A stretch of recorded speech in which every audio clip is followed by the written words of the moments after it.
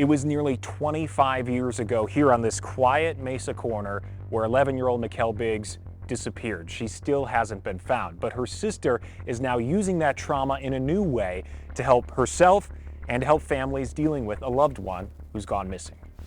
Mesa police returned to where Mikelle Biggs vanished. January 2nd, 1999. Mikelle was just a few doors down from her house, waiting for the ice cream truck. Her sister Kimber, then 9 years old, left Mikelle alone for less than 90 seconds. In the blink of an eye, she was gone. Her bike left behind, the tires still spinning. My parents were in a frenzy.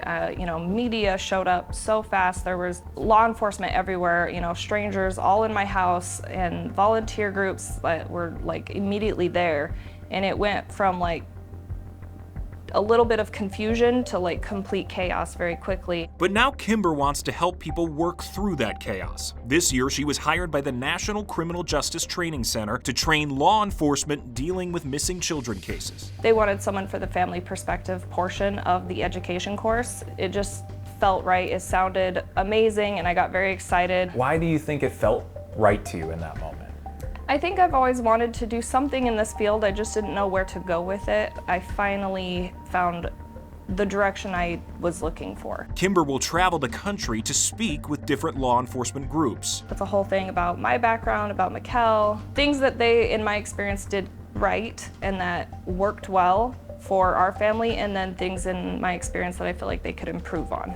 They wanted to ask me questions and find out what happened. I was the last one to see her. I don't remember specifically someone clarifying things for me, explaining to a child in a way they can understand what is happening and what's going to happen. The training center is funded by federal grants from the Justice Department. For now, Kimber plans to speak with groups about once a month. I don't have any ill feelings towards, the detectives or the Mesa PD or anything. There is always room for improvement because it's never too much when it comes to a missing person, especially a missing child. In a statement to K-Gun, Mesa PD says it, quote, reviews any new leads that come in and will continue to do so in hopes of bringing justice and closure to the Biggs family.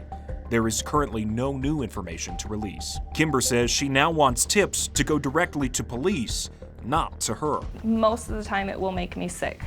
If someone sends me a tip, it's an immediate, in your chest and your gut, and you're just shut down. She's hoping for a break in Mikelle's case, but not letting the unknown consume her life. We have a gravesite for her, and I don't go there very often because she's not there.